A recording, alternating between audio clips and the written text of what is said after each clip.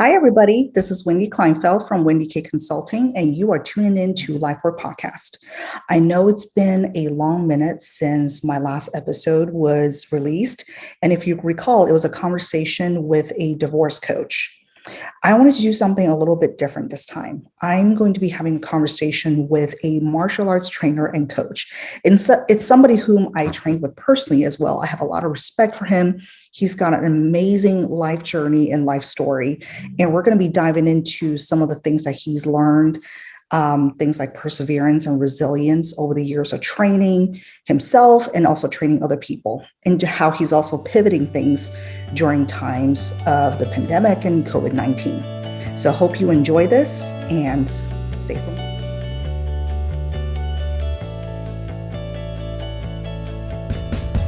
All right. Hey, Jimmy, how's it going? Good to see you. Good. How are you doing? Good. I'm really glad to be able to get you on the podcast finally. I know when I first started this, you were also going through some transition in the middle, it was in the beginning of a pandemic. And I was going through a transition in the pandemic. I was, just laid off, and I was thinking of doing something new. And I thought, hey, I want to start a podcast where I'm talking to really interesting people about topics I'm really interested in. And you were one of the first people actually that came to my mind because I love martial arts, always have throughout my life. And going to your gym, training with you back when, I lived in Bend, was, probably like the highlight of my time there. So, and I thought, you know what, the way you practice martial arts, to me, felt like you took some of the principles and lessons to how you lived life. And I wanted to talk to you to see how you've been doing that, how, what lessons or what principles you've been taking away and how you've been applying them. Because I think even though not everyone practices martial arts, there's things that they can learn from the practice. So yeah, really glad to have you on. And tell us a little bit who you are. You're Jimmy Smith. Right. Say a little bit who you are. What do you do today? Gotcha. So Jimmy Smith, I was I was brought up in foster homes, and that was one of the reasons that got me into martial arts. But one of the things also is like what I'm doing today is I'm still training and coaching. I had to pivot my business from a big brick and mortar to more online and hybrid training and in person. I love the martial arts. It's taught me so much in regards to perseverance, adapting, change, compassion. You just got to dig in deep with yourself and just get better through the challenges. And I've been doing this for over 37 years now. So I'm like, wow, a few years underneath my belt. And it's more about life skills and attributes as opposed to just, oh, you're going to get your black belt. No, it's about you becoming a better version of you during the process of the training. And to me, it's like, yeah, you're going to work out hard and it's super fun and challenging, but you know what? You're going to go at your own level and at your own pace. Because everybody's different. And when you were training with me, you saw the wide diversity. I had a women's only kickboxing, and then I had co-ed kickboxing, and you rocked it, by the way, every time in there.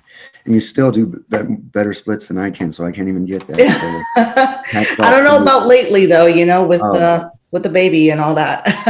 Right. Yeah. I love what you talked about, perseverance and resilience, because I feel like those are the two attributes or two skills or characteristics that a lot of us were really leaning on. Those were the muscles I think a lot of us were flexing this past year, right? A lot of us had to persevere. A lot of us had to be resilient.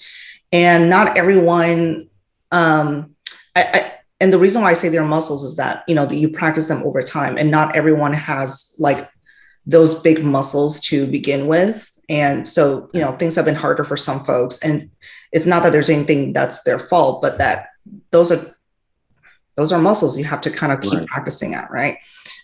You talked about being foster home and how that was the reason you got started. So say a little bit more. You've been doing this for, like you said, 37 years. So tell us a little more how why you got into it, why martial arts, why not like other sports? So I did other sports, and I was really good. I was gifted with, football, not so much baseball, but I was a good runner. But I got into martial arts because I was in and out of foster homes my whole life. So through that, I was getting bullied. I was a skinny kid. I lacked self-confidence. Mm-hmm. Through that, I see my mom beaten in front of me that I couldn't do anything about it at a young age. And so when I tried to help her out, I couldn't because I was just a young kid. And through that, I got jumped, beaten numerous times, stolen from. I started practicing going to the local karate gyms outside in Long Beach, and I would be going outside practicing outside the window until the instructor or the sensei or the sifu would come out, and then I would take off running because I didn't want to get beat up by him out on the streets. But I kept on going there, and then I would practice across the street to kind of learn, and people were laughing at me, but I was determined to learn something because I was tired of getting beat up, and my drive was more for I wanted to help my mom, and I wanted to help people out too and build up those skills because I was never a big guy. I was skinny, so I went to the gym and started lifting, and that was like my balance, and got in shape and learned a lot of great lessons through that. But then I came across a foster parent that got me into judo, and as he Mm-hmm. first started me in judo, I was like, oh my gosh, I can actually practice on the mat and the gi and grabbing and throwing and all of that. And then I went into taekwondo, kali, uh, um, jiu-jitsu, or no, grappling. It wasn't jiu-jitsu back then. It was more like wrestling, and just did a wide gambit of martial arts from boxing, kickboxing, and started seeing like, wow, these are great. These are really good skill sets, but I was in and out of foster homes my whole life. So it was hard for me to stay through a system to get a black belt or to stay Yeah. and believe, because it was everything. When it was time to practice it, things changed when it was in a street fight. And I've been in a gazillion street fights and got my butt handed to me many times. But it was through that, like I would get into my stance and I was like, man, this was always working in the class with the guy going at me with 20% aggression as opposed to 100% aggression that just kind of flipped everything around. So that's where I got like, okay, how is this going to be more into attributes? I love the Mm-hmm. boxing because there was no belts on there. You're like, okay, it was so simple. It was only 4 punches, a jab, cross hook. And I was like, an uppercut. I was like, are you kidding me? This, and then you could go in here, and then it was all the skill set, the flavors, the skills that you learned through the process to adapt and become a better boxer. And so through that, I was like, oh man, well, I can add some kicks without having a systematic approach of it's got to be done this way and that Mm-hmm. way. Just like Yeah. how Bruce Lee started it, and then how the Gracies changed the world. Like that was the next evolution. They evolved. And so now it was like, well, how do you evolve all together? And then MMA came in. And through MMA, it was like, wow, it just kind of skyrocketed. Through that, through martial arts, I was very fortunate and blessed to train with some of the top people. Art Camacho, who's a good friend and mentor, and my number one like personal sifu, so to speak, that I still stay in contact with today, is just had a huge impact on my life. Camacho is a great martial artist that came up from the barrio of LA, was an overweight kid, and just made his world change. And I really cling to him as a martial artist. He was phenomenal. He's had multiple black belts, but through that, he was able to work in Hollywood and become a fight choreographer. I started out as a stunt double, a fight choreographer. Now he's a director in Mm-hmm. Hollywood film, which is really cool. So to see his passion and to be influenced through that when he was kind of starting out at the beginning of his career, and he just skyrocketed. And today it's like, man, it's amazing. Every time I try to go down to LA, if he's not working, I was like, I got to see you. He's like, come to the set. I'm like, all right, I just want to see you and hang out with you Yeah. because it's so much. He was one of the biggest role models because I didn't Mm-hmm. have a father growing up. So I looked at him as one of my father figures, and a lot of other martial artist coaches that came into my life through my high school wrestling coach, Antonio McKee, Mike Cataline, a lot of other like martial artists that had a really specific skill set. Yeah. The best thing through art is he taught me so many life lessons that was really hard, but it's also he was the one that I got my foot into being a stunt double, being a helping him with some of the fight scenes and being on the movie set to be with some of the top martial artists back in the day, from Gerald Yokomoto, Richard Rabago, Um, a lot of great people that I learned a lot of skill set from. And I was able to do actually about 10 to 15 films as a fighter, as a stunt double, as an extra. And it was just about being around great martial artists too. That sounds super fun. Oh, it was, it was. Yeah, that's awesome. So, I love the way you shared your story, how you talked about you first got into it because, you wanted, it was self-defense. You felt like you had to protect yourself, you wanted to protect your mom. And eventually you got to a point where it sounds like you found like a higher meaning or this bigger purpose to martial arts more than Yeah. just self-defense. And then you also shared around, the perseverance and the resilience aspects.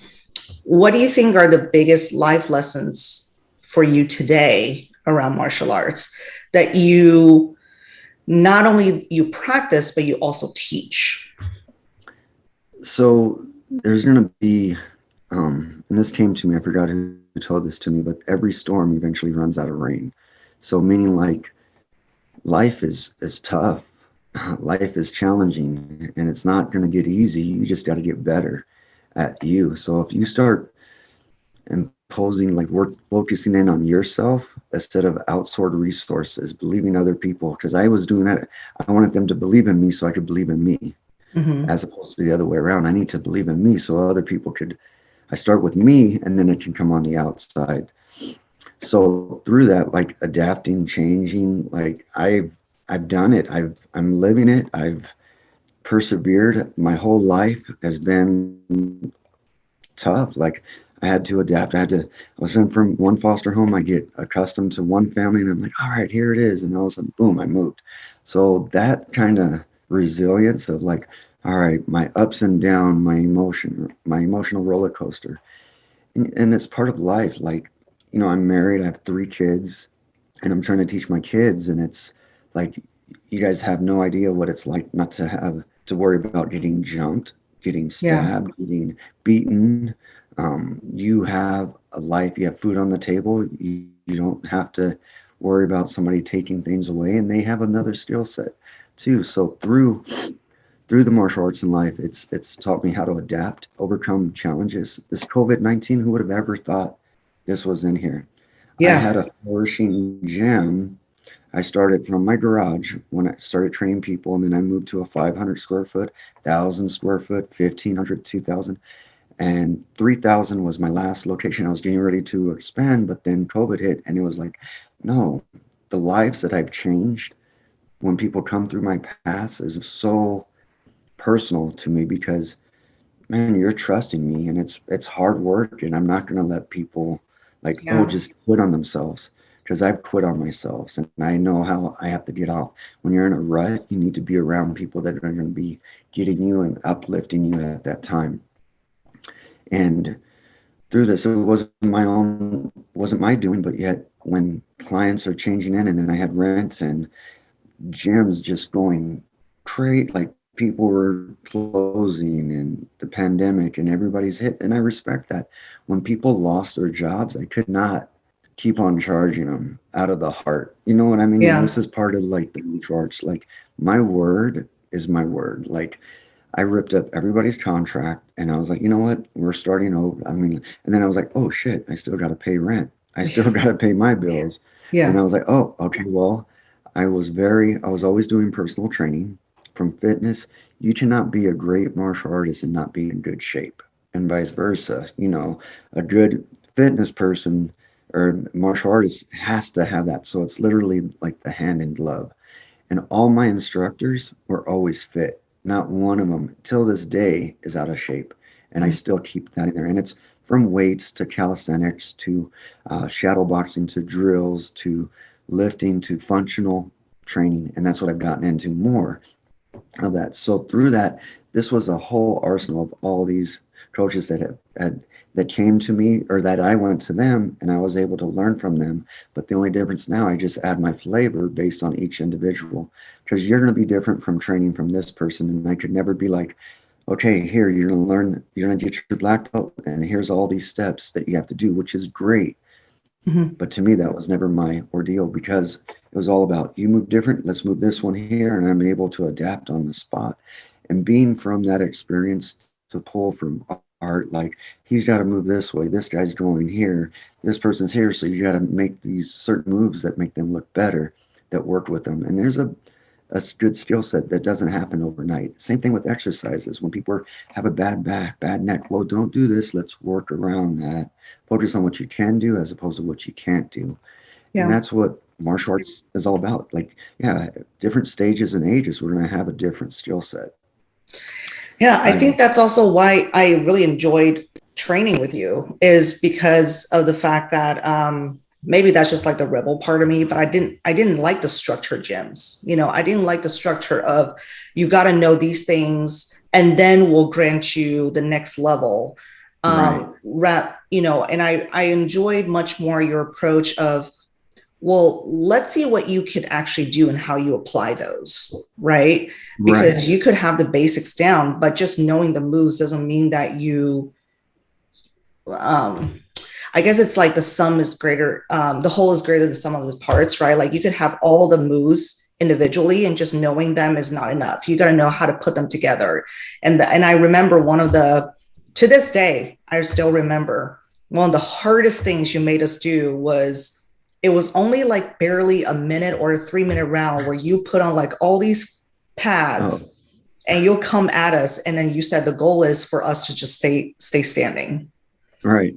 or if we fall, we have to get up. And I just remember like those were the hardest 3 minutes of my Oh, life.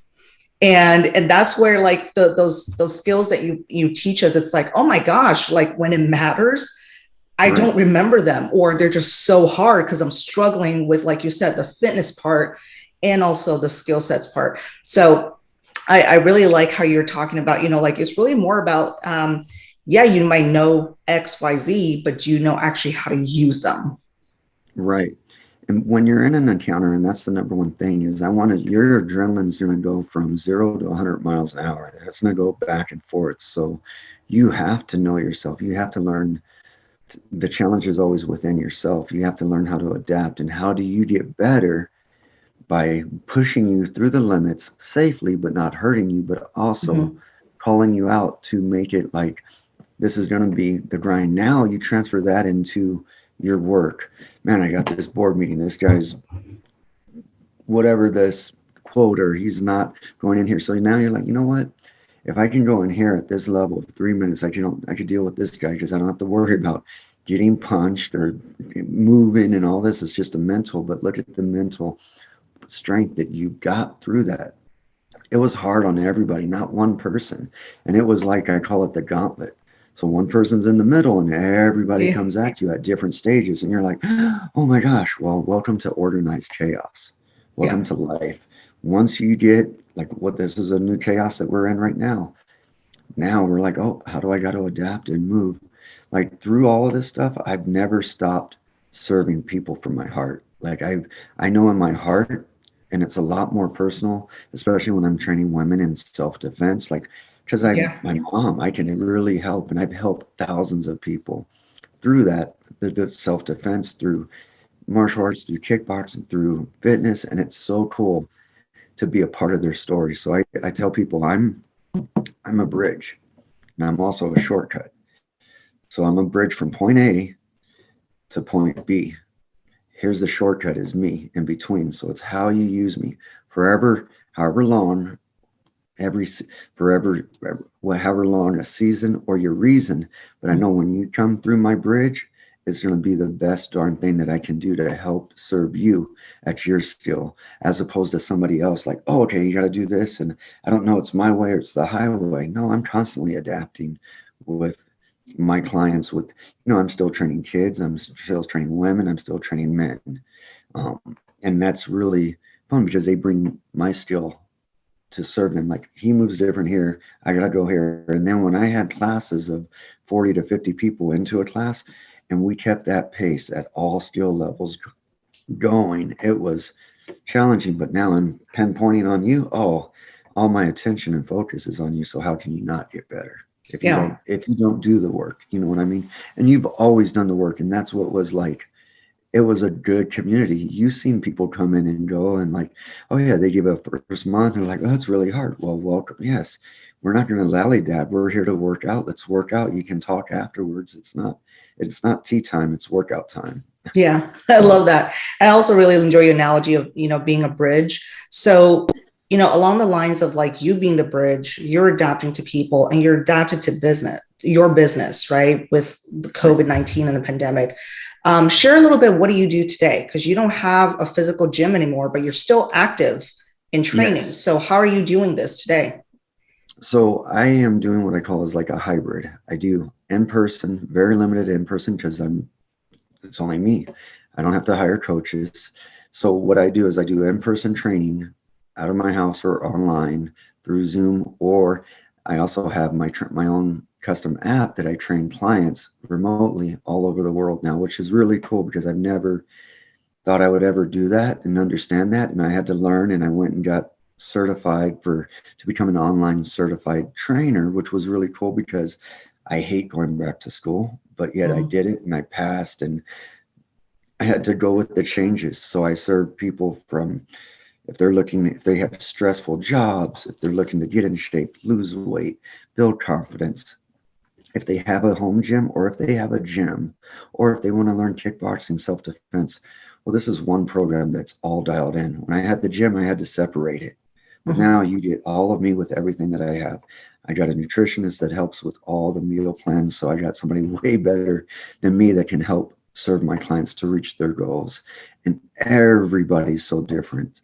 Um, and so that's how I'm training people now, which is a good learning curve because I still want to stay in the game, but I also don't want to like, oh, I can't help anybody anymore. I just had to adapt. And this is Yeah. living proof. I mean, through this pandemic, who would have ever thought we bought our first house? And I was like, it was challenging. I'm still moving, packing, Yeah. building everything, and then the stressfuls, but I'm still training clients. And through that, it's like, dude, we are all faced with challenges, and we're going to be faced with them for the rest of our life. It's just, how do you get better? You get better by being around better people, books, podcasts, learning, continuing my education, listening to music, whatever it is that's going to help you be the better version of you. You cannot go wrong. It's like a client said, if you're willing to gamble, you better gamble on yourself, and I'm gambling on myself 100%. Yeah. I love that.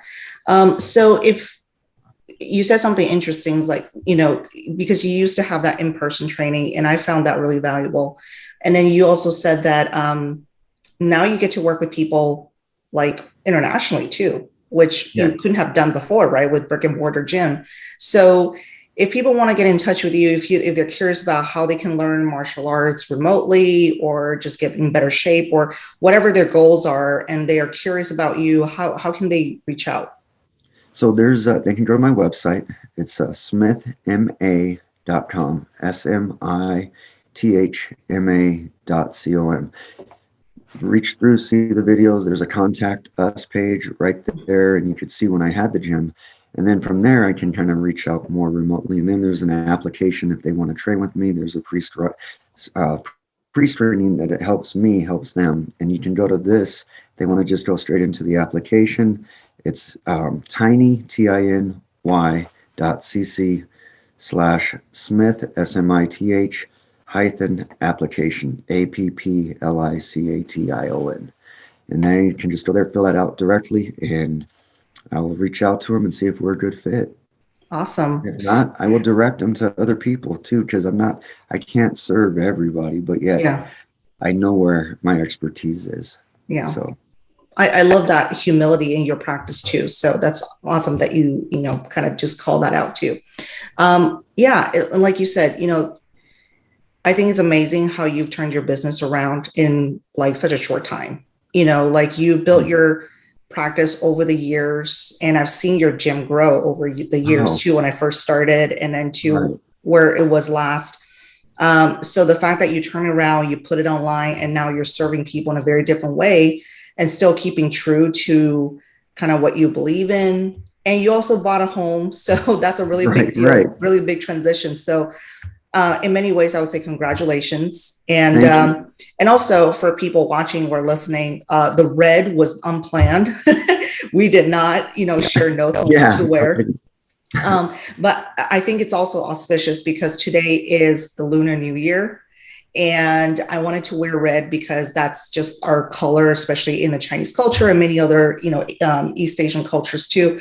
And the fact that you're wearing red, I think is just an auspicious sign that we were meant to come together, have this conversation. So That's right. And you know what? This is the thing.